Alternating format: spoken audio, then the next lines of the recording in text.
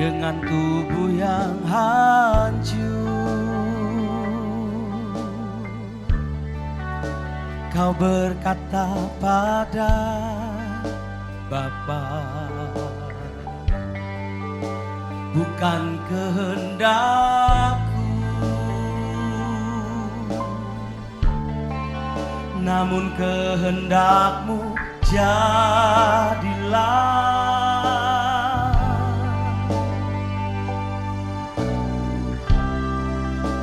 Tak pernah terlintas untuk kau tolak salib yang menantimu. Kau telah relakan darahmu untuk menebus dosaku. Betapa ku mencintaimu dan pengorbananmu. Kasihmu sungguh terbesar, kau rela disiksa untukku, disalib bagiku. Sungguh kasihmu termegah untukku.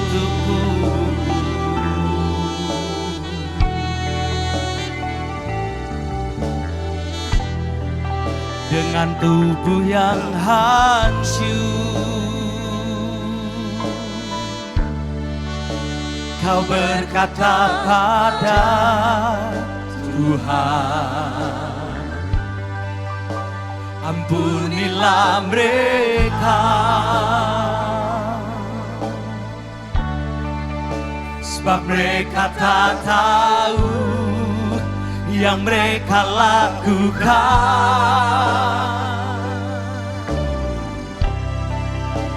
Tak pernah terlintas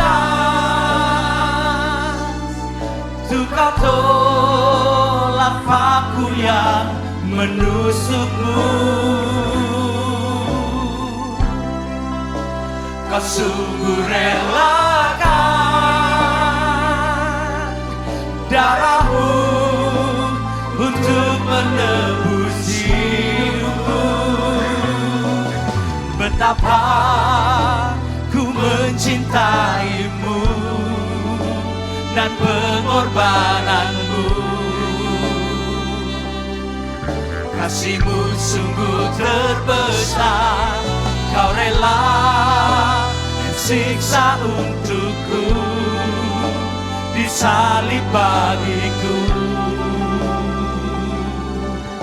Sungguh kasihmu termegah, betapa ku mencintaimu dan pengorbananmu. Kasihmu sungguh terbesar, kau rela disiksa untukku, disalib bagiku. Sungguh kasihmu termegah untukku.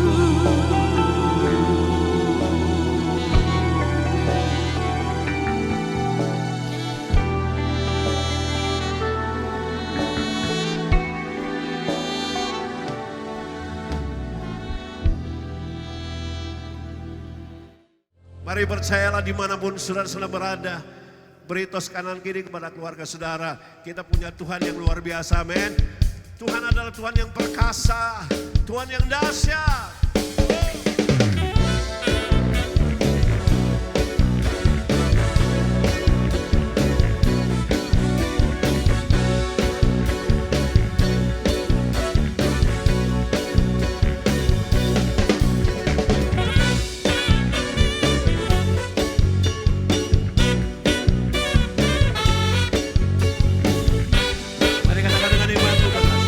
Walaupun di dunia bergoncang, tapi kita punya Tuhan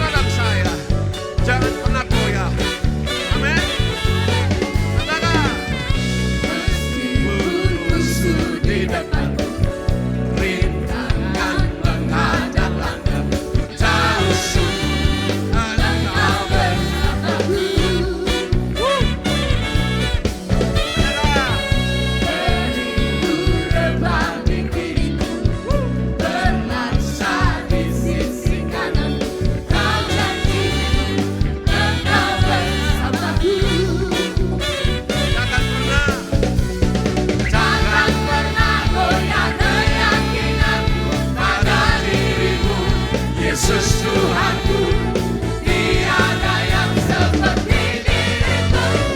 Kaulah kuatku, kebanggaanku, gunung batu dan keselamatanku. Kuat tanganmu, perlindunganku, Kaulah Allah sumber kemenanganku.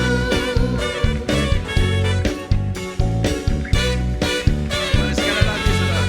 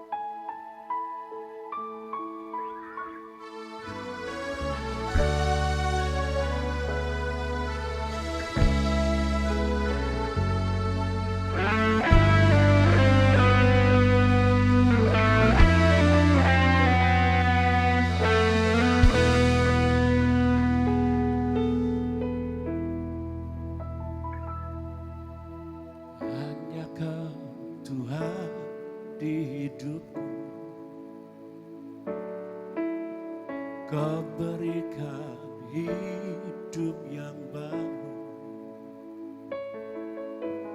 Darah-Mu menyucikan, pulihkan hatiku.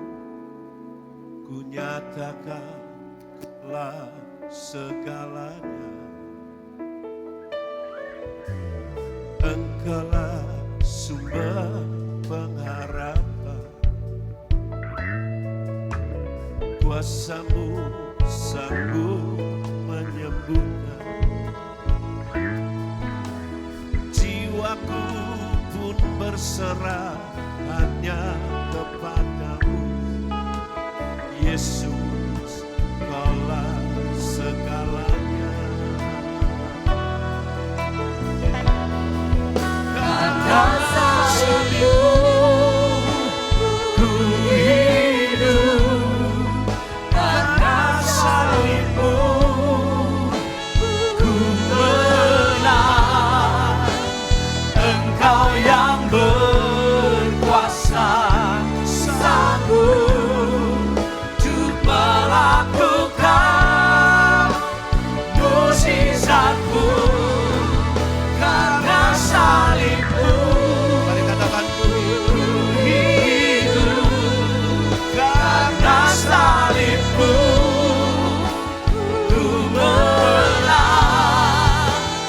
Engkau yang berkuasa, sanggup untuk melakukan mukjizat-Mu di hidupku. Mari yang percaya bahwa kita hidup oleh karena anugerah, katakan. Hanya Kau Tuhan di hidupku.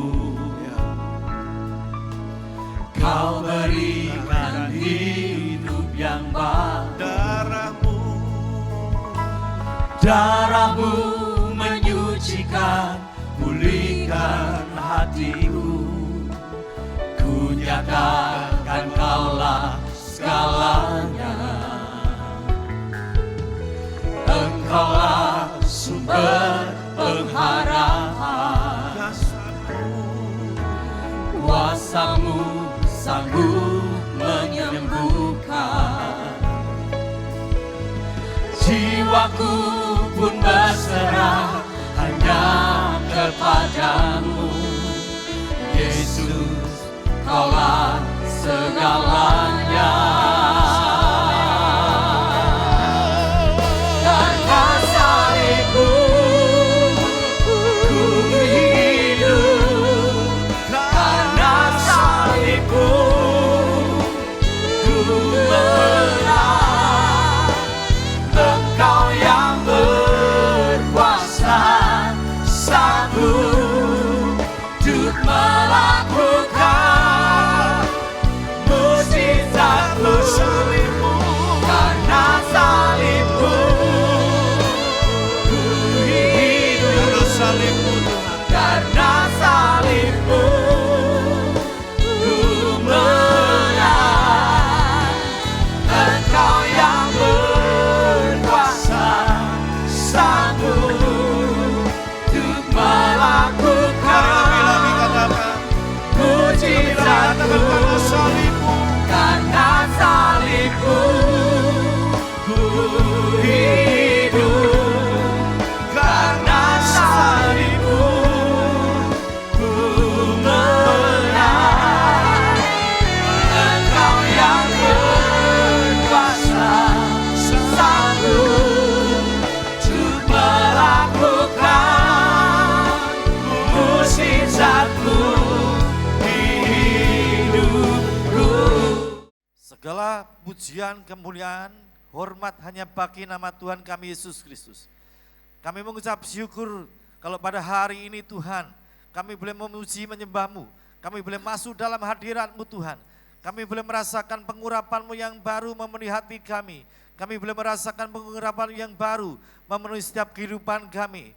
Terima kasih Bapa di surga. Jika sebentar firman Tuhan disampaikan, urapi lidah bibir hamba-Mu, supaya apa yang menjadi isi hati-Mu dan kehendak-Mu yang boleh hamba-Mu sampaikan kepada setiap umat Tuhan yang mendengarkan firman-Mu. Berikan kami hati dan telinga seorang murid, dan Engkau mengurapi setiap kami yang mendengar firman-Mu, supaya firman-Mu boleh menjadi rema dalam setiap hati kami. Terima kasih Bapa di surga, kami sambut kebenaran firman-Mu dalam satu nama, yaitu di dalam nama Tuhan kami Yesus Kristus, kami sudah mengucap syukur dan berdoa. Haleluya, amin. Terima kasih untuk tim musik pujian yang begitu memberkati kita semua. Shalom Bapak Ibu Saudara terkasih dalam Tuhan Yesus Kristus, dimanapun engkau berada. Puji nama Tuhan, masih di dalam ibadah secara online.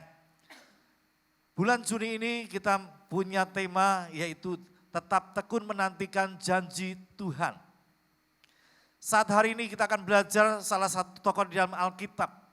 Mungkin selama ini kita berpikir bahwa Abraham ini adalah orang yang paling lama menantikan janji Tuhan digenapi di dalam hidupnya. Tetapi kita akan belajar ada satu tokoh lain yang dipakai Tuhan secara luar biasa, juga menantikan janji Tuhan. Dan secara luar biasa, orang ini menantikan janji Tuhan lebih daripada apa yang dijalani oleh Abraham. Kalau Abraham menantikan janjinya selama 25 tahun, maka orang ini menantikan lebih daripada 25 tahun. Ya, orang itu adalah Musa. Kita akan sama-sama buka firman Tuhan yang akan saya ambilkan dari kitab Kisah Para Rasul pasal 7 ayat 20 sampai dengan ayat yang ke-29. Kisah Para Rasul pasal 7 ayat 20 sampai dengan ayat yang ke-29. Mas Rindi akan bacakan untuk kita semua. Demikian firman Tuhan, pada waktu itulah Musa lahir dan ia elok di mata Allah. 3 bulan lamanya ia diasuh di rumah ayahnya. Lalu ia dibuang, tetapi putri Firaun memungutnya dan menyuruh mengasuhnya seperti anaknya sendiri. Dan Musa dididik dalam segala hikmat orang Mesir, dan ia berkuasa dalam perkataan dan perbuatannya. Pada waktu ia berumur 40 tahun, timbullah keinginan dalam hatinya untuk mengunjungi saudara-saudaranya, yaitu orang Israel. Ketika itu ia melihat seorang dianiaya oleh seorang Mesir, lalu ia menolong dan membela orang itu dengan membunuh orang Mesir itu. Pada sangkanya saudara-saudaranya akan mengerti bahwa Allah memakai dia untuk menyelamatkan mereka, tetapi mereka tidak mengerti. Pada keesokan harinya ia muncul pula ketika 2 orang Israel sedang berkelahi, lalu ia berusaha mendamaikan mereka, katanya, "Saudara-saudara, bukankah kamu ini bersaudara? Mengapakah kamu saling menganiaya?" Tetapi orang yang berbuat salah kepada temannya itu menolak Musa dan berkata, "Siapakah yang mengangkat engkau menjadi pemimpin dan hakim atas kami? Apakah engkau bermaksud membunuh aku, sama seperti kemarin engkau membunuh orang Mesir itu?" Mendengar perkataan itu, larilah Musa dan hidup sebagai pendatang di tanah Midian. Di situ ia memperanakkan 2 orang anak laki-laki. Amin. Demikian firman Tuhan. Nah, Bapak Ibu Saudara terkasih dalam Tuhan Yesus Kristus, dikisahkan bahwa Musa itu dilahirkan dalam keadaan bahaya mengancam. Karena pada waktu itu Raja Firaun memerintahkan untuk membunuh setiap bayi laki-laki orang Ibrani. Dan pada waktu itu Musa berhasil dilahirkan dan diam-diam kedua orang tuanya menghanyutkan bayi Musa ini di atas sebuah keranjang di sebuah sungai. Dan pada akhirnya putri Firaun yang sedang mandi di sungai tersebut menemukan bayi Musa dan jatuh hati kepada bayi tersebut. Dan putri Firaun mengangkat bayi itu menjadi anaknya. Ya, sehingga Musa dibesarkan di dalam kerajaan Mesir. Nah, yang bisa kita pelajari bagaimana Musa menantikan janji Tuhan selama dalam kurun waktu yang sangat lama. Poin pertama yang bisa kita pelajari adalah fase 40 tahun pertama kehidupan Musa. Ya, tolong ditampilkan ayat 22.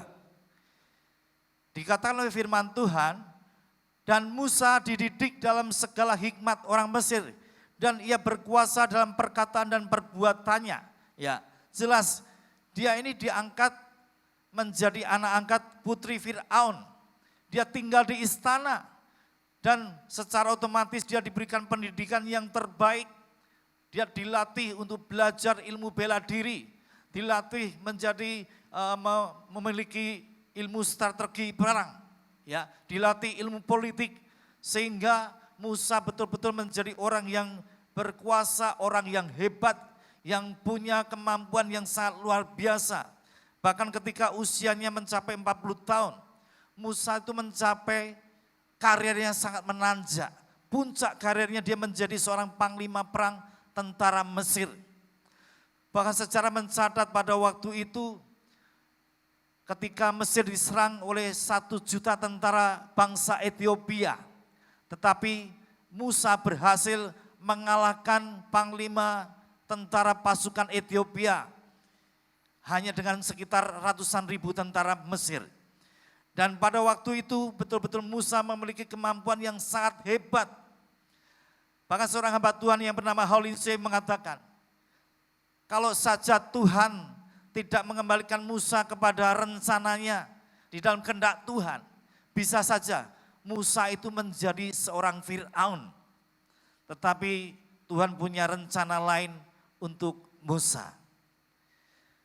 Satu pertanyaan, kira-kira apakah Musa tahu bahwa Tuhan itu mengutus dia untuk membebaskan bangsa Israel dari perbudakan bangsa Mesir? Kira-kira tahu enggak? Coba kita lihat ayat yang ke-25. Pada sangkanya, saudara-saudaranya akan mengerti bahwa Allah memakai dia untuk menyelamatkan mereka, tetapi mereka tidak mengerti. Jadi jelas bahwa dalam ayat 25 kita melihat pada dasarnya Musa tahu panggilan Tuhan, kehendak Tuhan atas hidup Musa, untuk Musa boleh memimpin bangsa Israel dibebaskan dari perbudakan bangsa Mesir, untuk memimpin bangsa Israel keluar dari tanah Mesir. Musa sudah tahu akan panggilannya. Dan saat itu Musa berpikir sebagai seorang panglima perang yang gagah berani, yang hebat, yang luar biasa. Musa berpikir inilah saatnya bagi Tuhan untuk memakai dia membebaskan bangsa Israel dari perbudakan bangsa Mesir. Dia berpikir dengan keahliannya sebagai seorang panglima perang, dengan ilmu strategi perangnya yang hebat, dengan ilmu bela dirinya yang sangat luar biasa, dia pikir Musa bisa membebaskan bangsa Israel dari perbudakan bangsa Mesir. Tetapi di mata Tuhan, justru pada waktu itu Tuhan tidak bisa memakai Musa. Pada saat Musa mengandalkan kehebatan, kemampuannya, segala ilmu yang dia miliki, justru pada saat itu Tuhan tidak bisa memakai Musa. Loh, bukankah Tuhan ini Allah yang Maha Kuasa? Kenapa tidak bisa melakukan hal itu? Betul, Allah Maha Kuasa. Tetapi satu hal, Allah tidak akan pernah bisa memakai orang yang mengandalkan dirinya sendiri. Tuhan tidak akan pernah bisa memakai orang yang sombong, orang yang mengandalkan kehebatannya sendiri, orang yang merasa dirinya sangat luar biasa. Justru Tuhan tidak akan bisa pakai. Betul, Tuhan adalah Allah yang Maha Kuasa, tetapi ingat, Tuhan juga tidak bisa melanggar apa yang sudah difirmankannya. Di sini jelas bahwa Tuhan tidak bisa memakai Musa yang cenderung mengandalkan kehebatan dan kemampuannya sendiri. Ya, itu poin pertama. Poin kedua, fase 40 tahun kedua kehidupan Musa. Kita akan buka di dalam Keluaran pasal 2 ayat ke-15 lalu dilanjut ayat 20 sampai dengan ayat yang ke-22. Keluaran pasal 2 ayat ke-15 lalu disambung ayat 20 sampai ayat yang ke-22. Mas Denny akan bacakan untuk kita semua. Demikian firman Tuhan, ketika Firaun mendengar tentang perkara itu, dicarinya ikhtiar untuk membunuh Musa. Tetapi Musa melarikan diri dari hadapan Firaun dan tiba di tanah Midian. Lalu ia duduk-duduk di tepi sebuah sumur. Ayat 20, ia berkata kepada anak-anaknya, "Di manakah ia? Mengapakah kamu tinggalkan orang itu? Pergilah, panggillah dia makan." Musa bersedia tinggal di rumah itu, lalu diberikan Rehuelah Sipora anaknya kepada Musa. Perempuan itu melahirkan seorang anak laki-laki, maka Musa menamainya Gersom, sebab katanya, aku telah menjadi seorang pendatang di negeri asing. Amin. Ya. Poin kedua yang bisa kita pelajari adalah fase 40 tahun yang kedua kehidupan Musa. Ya, pada fase kedua ini Musa perlu diproses oleh Tuhan sebelum dia bisa dipakai oleh Tuhan. Musa harus mengalami pembentukan dari Tuhan. Karena pada waktu itu, pada usia 40 tahun sebagai panglima tentara Mesir, Musa merasa hebat, merasa dia kuat, maka egonya harus turun tahta terlebih dahulu. Musa harus melepaskan segala ilmu, kemampuan, kehebatannya terlebih dahulu. Musa harus merendahkan dirinya agar dia bisa dipakai oleh Tuhan. Ada banyak kali tercatat di dalam Alkitab, sebelum Tuhan bisa memakai tokoh-tokoh di dalam Alkitab, terlebih dahulu Tuhan memproses hidupnya. Sekali lagi bahwa Tuhan tidak akan pernah bisa memakai orang yang mengandalkan kemampuannya sendiri. Amin. Tuhan tidak bisa pernah memakai orang yang sombong, tinggi hati. Oleh sebab itu perlu orang tersebut diproses agar self confidence-nya hilang, agar rasa percaya dirinya hilang, agar dia tidak mengandalkan kemampuannya sendiri, agar dia berserah kepada Tuhan, baru orang itu bisa dipakai oleh Tuhan. Saya ingin memberikan sebuah contoh tokoh Alkitab yang lain juga mengalami pembentukan Tuhan sebelum orang ini bisa dipakai Tuhan secara luar biasa. Kita akan buka dalam Roma pasal 7 ayat 21 sampai dengan ayat yang ke-24.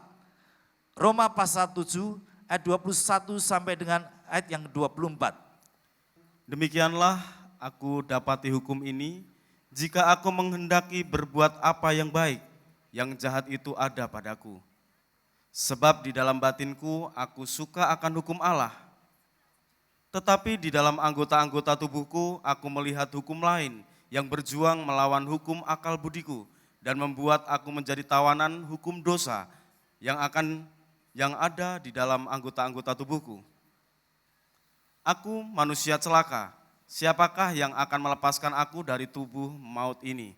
Ya, di sini kita bisa belajar, sebelum Paulus bisa dipakai Tuhan secara luar biasa, terlebih dahulu Paulus harus diproses oleh Tuhan. Di dalam Roma pasal 7 ini kita bisa melihat bagaimana perjuangan Paulus untuk melawan dosa yang mengikat di dalam hidupnya, sehingga dosa sudah menjadi hukum dosa di dalam hidupnya. Ada banyak orang berpikir bahwa Roma pasal 7 ini adalah kondisi keadaan Paulus sebelum percaya kepada Tuhan Yesus. Tetapi saya yakin dan percaya bahwa Roma pasal 7 ini adalah keadaan di mana Paulus sudah percaya kepada Tuhan Yesus. Ya.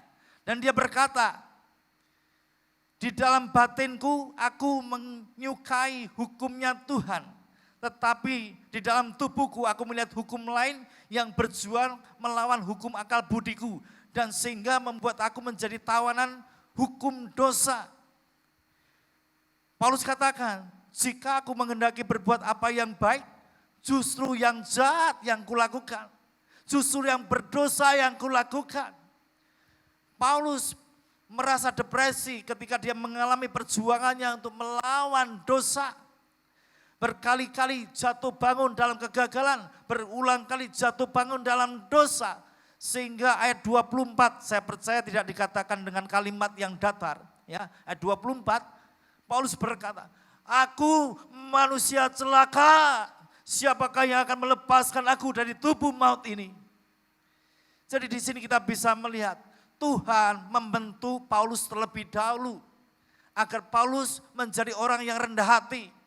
Karena sebelum Paulus percaya kepada Tuhan Yesus, Paulus ini adalah seorang imam Farisi. Dan dia berkata dalam kitab Filipi bahwa di dalam melakukan hukum Taurat, aku sempurna. Jadi jelas, Roma pasal 7 ini dialami Paulus ketika dia sudah percaya kepada Tuhan Yesus. Sebab sebelum dia percaya kepada Tuhan Yesus, dia merasa percaya diri, merasa hidupnya benar, merasa hidupnya suci, dia merasa sempurna dalam melakukan hukum Taurat. Oleh sebab itu dalam Roma pasal 7, Tuhan izinkan Paulus jatuh bangun dalam kekalahan, di dalam dosa. Sampai akhirnya muncul Roma pasal 8, di mana hukum kasih karunia nyata dalam kehidupan Paulus, sehingga Paulus bisa menang atas dosa-dosa yang mengikat di dalam hidupnya. Nah, kita kembali kepada Musa. Kalau Abraham menantikan janji Tuhan selama 25 tahun, waktu yang sangat panjang, maka Musa menantikan janji Tuhan selama 40 tahun. Kita akan buka dalam Keluaran pasal 7 ayat yang ke-7. Keluaran pasal 7 ayat yang ke-7. Adapun Musa di 80 tahun umurnya dan Harun 83 tahun ketika mereka berbicara kepada Firaun. Ya, amin. Firman Tuhan katakan dengan jelas dalam Keluaran pasal 7 ayat ke-7. Adapun Musa 80 tahun umurnya. Jadi pada waktu Musa dipanggil oleh Tuhan, dia berusia 80 tahun. Ketika dia melarikan diri dari Mesir, dia berusia 40 tahun. Artinya selama 40 tahun Musa harus menantikan janji Tuhan. Sementara dia mengembalakan kambing domba mertuanya Yitro, dia menanti-nantikan Tuhan, janjinya digenapi di dalam hidupnya. Dari hari ke hari dia menantikan janji Tuhan. Dari minggu ke minggu dia nantikan. Dari bulan ke bulan dia nantikan. Dari tahun ke tahun dia nantikan. Tahun berjalan demi tahun terus berjalan. Sudah berjalan belasan tahun. Tetapi janji Tuhan tidak terjadi dalam hidupnya. Bahkan Tuhan tidak berbicara apa-apa kepada Musa. Tuhan tidak memberikan peneguhan apa-apa terhadap Musa. Sampai di sini saya tidak percaya. Musa mungkin bertanya-tanya, apakah betul Tuhan memanggil saya untuk memimpin bangsa Israel keluar dari tanah Mesir? Apakah benar bahwa ini adalah janji Tuhan? Jangan-jangan ini untuk orang lain. Ya, belasan tahun dilewati, mencapai 20 tahun, mencapai 25 tahun. Sehingga mungkin saja Musa berpikir bahwa panggilan Tuhan bukan untuk dia. Mungkin Tuhan sudah utus orang lain. 40 tahun bukan waktu yang sangat singkat. Tetapi 40 tahun waktu yang sangat panjang sekali. Itu diperlukan oleh Tuhan untuk membentuk Musa.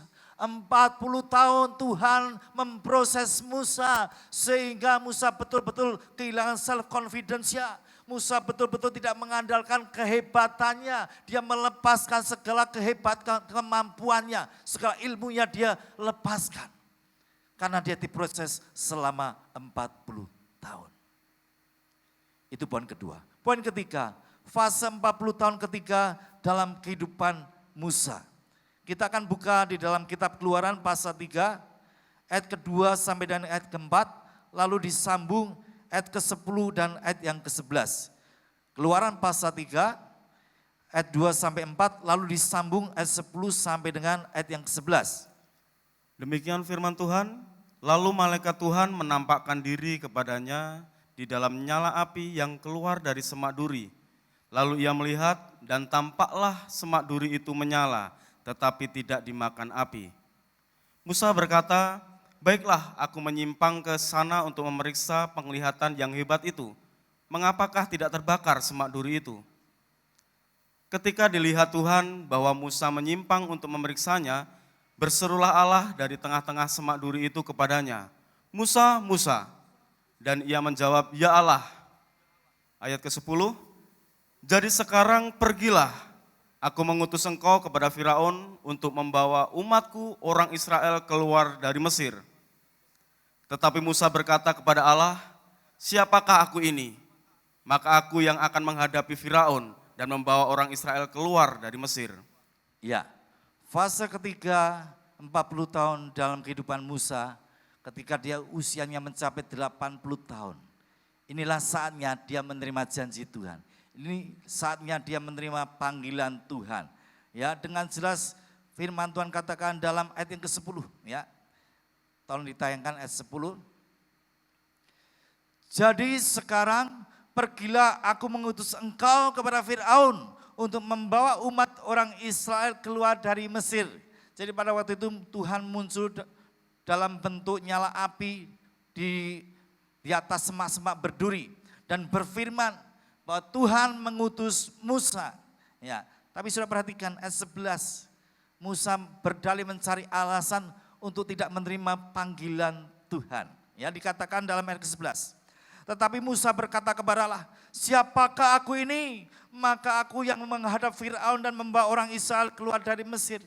Di sini kita bisa melihat bahwa Musa yang mencapai usia 80 tahun pada waktu itu sudah mengalami kondisi kehilangan self confidence ya. Musa sudah tidak lagi merasa dirinya hebat. Musa tidak lagi berpikir dia seorang panglima perang yang sangat luar biasa. Tetapi di sini kita bisa melihat Musa yang sudah rendah hati, tidak lagi sombong, tidak lagi mengandalkan dirinya. Dan dia berkata, Tuhan, siapakah aku ini? Ya. Lalu di dalam selanjutnya Keluaran pasal 4 ayat pertama sampai dengan ayat yang kedua. Keluaran pasal 4 ayat 1 sampai dengan ayat kedua. Lalu sahut Musa, bagaimana jika mereka tidak percaya kepadaku dan tidak mendengarkan perkataanku, melainkan berkata, Tuhan tidak menampakkan diri kepadamu. Tuhan berfirman kepadanya, apakah yang di tanganmu itu? Jawab Musa, tongkat. Ya, untuk kedua kalinya Musa sudah kehilangan rasa percaya dirinya. Dia merasa tidak layak untuk dipakai Tuhan. Dikatakan di dalam ayat pertama, lalu sahut Musa, bagaimana jika mereka tidak percaya kepadaku dan tidak mendengarkan perkataanku, melainkan berkata Tuhan tidak menampakkan diri kepadamu. Ya. Sekali lagi kita bisa melihat Musa yang sudah diproses selama 40 tahun lamanya, sehingga self confidence-nya betul-betul hilang, bahkan cenderung dia menjadi orang yang rendah diri atau minder. Ya, dia kehilangan kehebatannya, dia kehilangan kemampuannya. Ya. Sehingga dia mencoba tidak menerima panggilan Tuhan. Tetapi Tuhan berkata, ayat kedua, apakah yang di tanganmu itu? Jawab Musa, tongkat. Tongkat di sini berbicara sebagai otoritas wibawa ilahi yang Tuhan berikan kepada Musa. Supaya orang-orang Israel percaya bahwa Musa ini dipilih Tuhan untuk memimpin bangsa Israel keluar, dilepaskan dari perbudakan bangsa Mesir. Tetapi lagi-lagi Musa yang sudah kehilangan self confidence-nya, kita coba baca dalam Keluaran pasal 4 ayat ke-10 sampai ayat 17. Keluaran pasal 4 ayat ke-10 sampai dengan ayat yang ke-17. Demikian firman Tuhan. Lalu kata Musa kepada Tuhan, ah Tuhan, aku ini tidak pandai bicara, dahulu pun tidak, dan sejak engkau berfirman kepada hambamu pun tidak, sebab aku berat mulut dan berat lidah. Tetapi Tuhan berfirman kepadanya, siapakah yang membuat lidah manusia? Siapakah yang membuat orang bisu atau tuli? Membuat orang melihat atau buta? Bukankah aku, yakni Tuhan? Oleh sebab itu pergilah, aku akan menyertai lidahmu dan mengajar engkau apa yang harus kau katakan. Tetapi Musa berkata, ah Tuhan, utuslah kiranya siapa saja yang patut kau utus. Maka bangkitlah murka Tuhan terhadap Musa dan ia berfirman, bukankah di situ Harun, orang Lewi itu kakakmu? Aku tahu bahwa ia pandai bicara, lagi pula ia telah berangkat menjumpai engkau. Dan apabila ia melihat engkau, ia akan bersukacita dalam hatinya. Maka engkau harus berbicara kepadanya dan menaruh perkataan itu ke dalam mulutnya. Aku akan menyertai lidahmu dan lidahnya dan mengajarkan kepada kamu apa yang harus kamu lakukan. Ia harus berbicara bagimu kepada bangsa itu, dengan demikian ia akan menjadi penyambung lidahmu dan engkau akan menjadi seperti Allah baginya. Dan bawalah tongkat ini di tanganmu yang harus kau pakai untuk membuat tanda-tanda mukjizat. Amin. Ya, luar biasa sekali. Bahkan untuk ketiga kalinya Musa mencoba mencari alasan untuk tidak menerima panggilan Tuhan. Ditayangkan ayat ke-10. Ya, lalu kata Musa kepada Tuhan, "Ah Tuhan, aku ini tidak pandai bicara, dahulu pun tidak, dan sejak Engkau berfirman kepada hamba-Mu pun tidak, sebab aku berat mulut dan berat lidah." Sekali lagi Bapak Ibu Saudara terkasih dalam Tuhan Yesus, kita bisa melihat Musa yang sudah kehilangan self confidence-nya, Musa yang sudah tidak lagi mengandalkan kehebatannya sebagai seorang panglima tentara Mesir. Ya, dia mencari alasan untuk tidak menerima panggilan Tuhan. "Tuhan, aku ini tidak pandai bicara. Bagaimana mungkin aku bisa memimpin bangsa Israel yang jumlahnya begitu banyak? Aku tidak punya kemampuan apa-apa. Aku tidak punya kehebatan apa-apa." Terus dia berdalih mencari alasan untuk tidak menerima panggilan Tuhan. Bahkan lebih lagi ya, di dalam ayat yang ke-13, bisa ditayangkan ayat 13, ya. Musa berkata, tetapi Musa berkata, "Ah Tuhan, utuslah kiranya siapa yang patut Kau utus." Untuk keempat kalinya Musa mencoba menolak panggilan Tuhan. "Tuhan, aku tidak layak diutus. Aku tidak layak dipakai menjadi hamba-Mu. Utuslah orang lain. Ya, si A, si B lebih hebat daripada saya. Si C itu jauh lebih pintar ngomong daripada saya. Saya tidak bisa apa-apa." Ya, itulah Musa yang sudah dibentuk selama 40 tahun. Ya. Lalu ayat 14, dikatakan oleh firman Tuhan, "Maka bangkitlah murka Tuhan terhadap Musa dan ia berfirman, bukankah di situ Harun orang Lewi itu kakakmu? Aku tahu bahwa ia pandai bicara, lagi pula ia telah berangkat menjumpai engkau, dan apabila ia melihat engkau, ia akan bersukacita dalam hatinya." Ya. Ayat 14 dikatakan dengan jelas oleh firman Tuhan, "Maka bangkitlah murka Tuhan terhadap Musa." Ketika 4 kali Musa mencoba mencari alasan untuk menolak panggilan Tuhan, maka pada akhirnya bangkitlah murka Tuhan. Tapi perlu kita garis bawahi, ya, murka Tuhan dalam tanda kutip, ya. Kalau boleh saya artikan bahwa ada pengertian dalam di dalam ayat ini, bahwa kata murka ini ya bisa juga berarti bahwa Tuhan juga senang. Loh, kok bisa begitu Pak? Ya. Kenapa? Karena memang inilah saat yang tepat yang ditunggu-tunggu Tuhan selama 40 tahun. Bukan lagi Musa yang hebat, yang gagah perkasa. Bukan lagi Musa sebagai seorang panglima yang gagah berani, ya. Tetapi ketika dia mencapai usia 80 tahun, sudah diproses selama 40 tahun oleh Tuhan. Itulah saatnya yang tepat bagi Tuhan untuk memakai Musa. Musa yang pada waktu itu yang sudah kehilangan self confidence-nya. Musa yang pada waktu itu sudah kehilangan kehebatannya, semua kemampuannya sudah dilepaskan, bahkan dia cenderung untuk minder, rendah diri. Tetapi justru pada waktu ini adalah saat yang tepat bagi Tuhan untuk memakai Musa.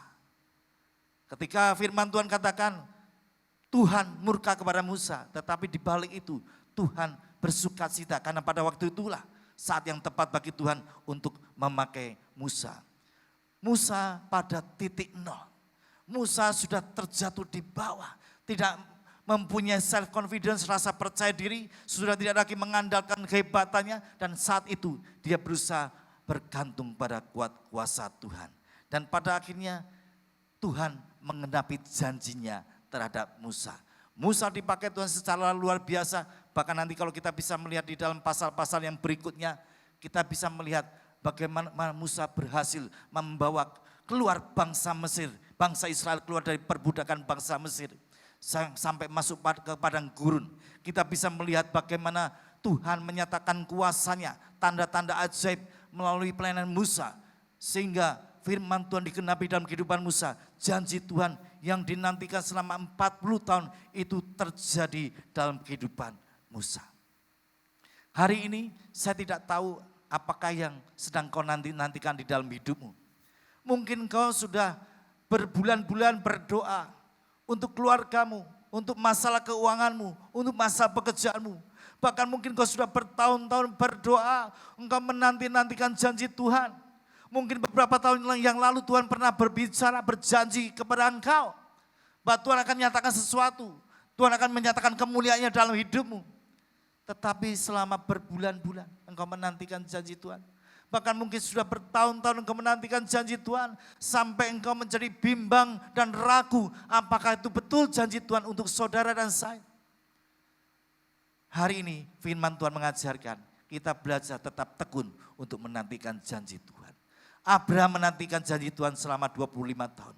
Musa menantikan janji Tuhan selama 40 tahun. Sekalipun sangat lama, Musa tetap belajar tekun menantikan janji Tuhan. Sampai janji itu digenapi dalam kehidupan Musa. Dan saya percaya Tuhan yang membuat janji adalah Tuhan yang sama yang kita sembah. Tuhan yang sama akan menyatakan janjinya dalam kehidupan setiap saudara umat Tuhan. Berapapun lama janji Tuhan belum digenapi dalam hidupmu, tetap tekun, nantikan janjinya sehingga dia akan menyatakan mengenapi janjinya pada waktunya. Amin. Tuhan Yesus memberkati. Mari kita berdoa. Allah Bapa, Allah Putra, Allah Kudus yang kami kenal di dalam nama Tuhan Yesus Kristus. Terima kasih untuk kebenaran firman-Mu yang sudah Kau sampaikan bagi setiap kami. Kami belajar bagaimana kehidupan Musa menantikan janji-Mu selama 40 tahun. 40 tahun Musa diproses untuk menantikan janji Tuhan. Dan pada akhirnya Tuhan mengenapi janjinya terhadap Musa. Mungkin hari-hari ini engkau melihat seberapa banyak umat Tuhan yang sedang menanti-nantikan janji-Mu. Mungkin mereka sudah menjadi bimbang dan ragu. Mungkin mereka mulai tidak percaya akan Engkau Tuhan. Tetapi biarlah pada hari ini Tuhan, dimanapun umat-Mu berada, jamah mereka, teguhkan mereka, bahwa Engkau yang memberikan janji itu setia, dan Dia akan mengenapi apa yang sudah Tuhan janjikan dalam setiap kehidupan kami sebagai orang-orang percaya. Hamba-Mu telah berhenti bicara, tetapi Allah Kudus, biar Engkau senantiasa mengingatkan firman-Mu di dalam hati dan pikiran kami. Terima kasih Bapa di surga, di dalam nama Tuhan kami Yesus Kristus, kami sudah mengucap syukur dan berdoa. Haleluya. Amin. Allah Roh Kudus, jamah hatiku dengan urapanmu. Yes, Lord Jesus. Rindu selalu dekat denganmu, tinggal di hadiratmu. Allah Roh Kudus, jamah hatiku dengan urapanmu. Rindu selalu dekat denganmu, tinggal di hati. Mari katakan dengan sungguh-sungguh, Allah Roh Kudus, oh, jamah hatiku, urapanmu penuhi urapan. Rindu selalu, oh, rindu selalu dekat denganmu, tinggal. Mari dengan selamat hatimu katakan, Allah Roh Kudus, oh, jamah hatiku, jamah hatiku dengan urapan. Kami rindu selalu, oh, selalu dekat denganmu, tinggal di hadiratmu, tinggal di hadirat. Sekali lagi, tinggal di hadiratmu, tinggal di hadirat. Mari sembah Tuhan. Biarlah Kau mencurahkan pengurapan-Mu dari tempat yang maha tinggi atas kami umat-Mu Tuhan. ketika Engkau naik ke surga Tuhan Yesus, Engkau akan mengutus roh kebenaran, Parakletos, penghibur, sang penolong, akan membela kami atas kami umat Tuhan. Oleh sebab itu, penuhi kami Roh Kudus dengan urapan-Mu. Sekiralah mari jemaat Tuhan terus minta urapan yang baru memenuhi hidup. Izinkan Dia melawat engkau dengan kasih dan kuasa-Nya. Sekiralah datang dengan hati yang haus dan lapar akan Dia.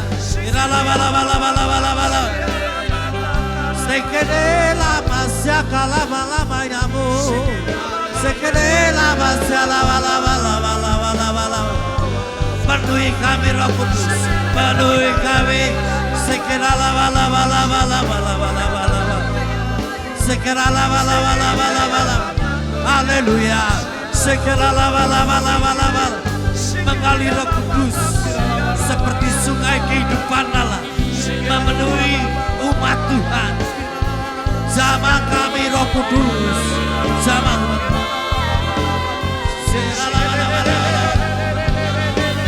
mari kita sembah Dia dengan bahasa-bahasa roh. Kita minta urapan dari tempat yang mati dicurahkan. The anointing of the Holy Spirit shall fall upon us.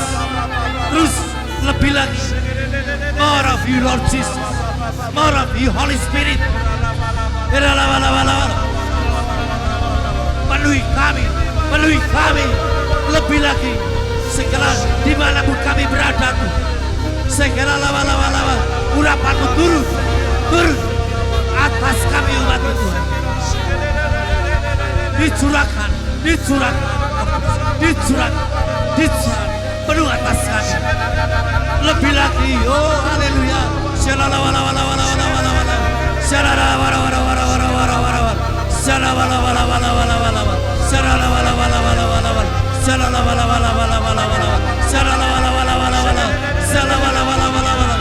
Kemuliaan hanya bagi Tuhan kami, Yesus Kristus.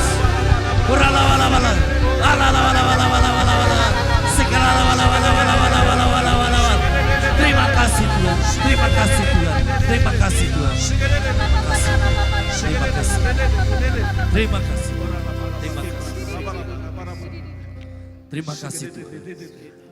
Kalau Engkau telah mengirimkan Sang Penghibur, Sang Penolong, Parakletos, yang menolong kami, menghibur kami, membela kami di dalam menghadapi setiap perkara-perkara yang kami hadapi. Terima kasih Tuhan. Roh Kudus Kau berikan bagi kami untuk membawa kami dalam segala kebenaran, untuk boleh melengkapi kami dalam pemberitaan Injil, melengkapi dengan kuasa dari tempat yang maha tinggi, dan juga memberikan hikmat bagi setiap kami. Terima kasih Tuhan Yesus. Kalau Roh Kudus telah Kau curahkan bagi setiap kami, kami mengucap syukur, kami berterima kasih. Haleluya, haleluya.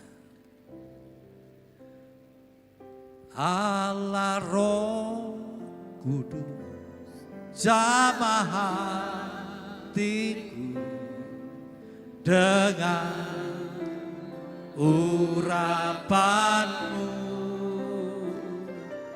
rindu selalu dekat denganmu, tinggal di hadirat-Mu. Allah Roh Kudus, jamah hatiku dengan urapan-Mu, rindu selalu dekat denganmu, tinggal di hati. Mari sekali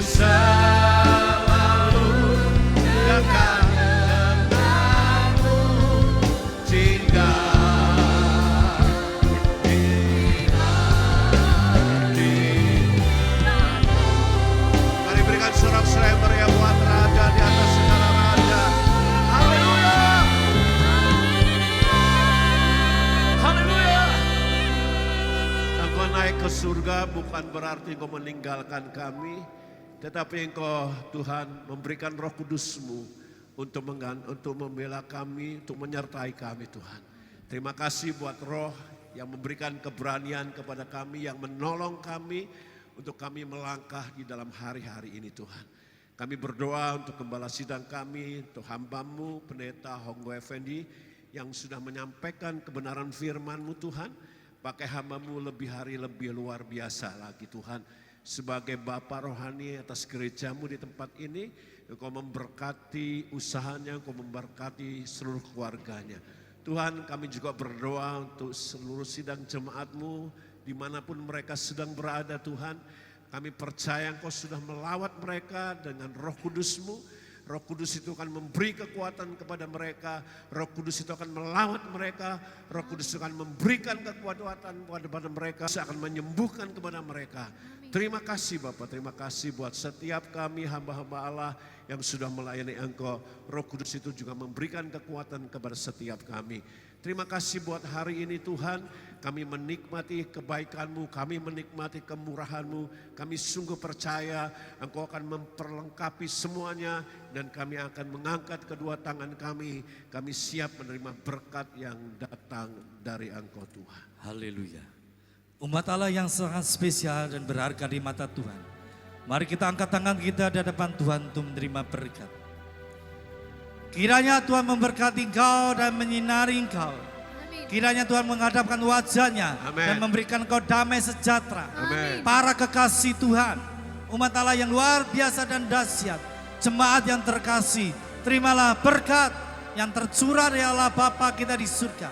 Lewat cinta kasih yang datang daripada Tuhan kita Yesus Kristus dan persekutuan, pertolongan, penghiburan, pengurapan oleh Roh Kudus menyertai kita hari ini sampai selama-lamanya. Di dalam berkat nama Tuhan kami, Yesus Kristus. Ku bersyukur padamu Tuhan, sebab kasih setiamu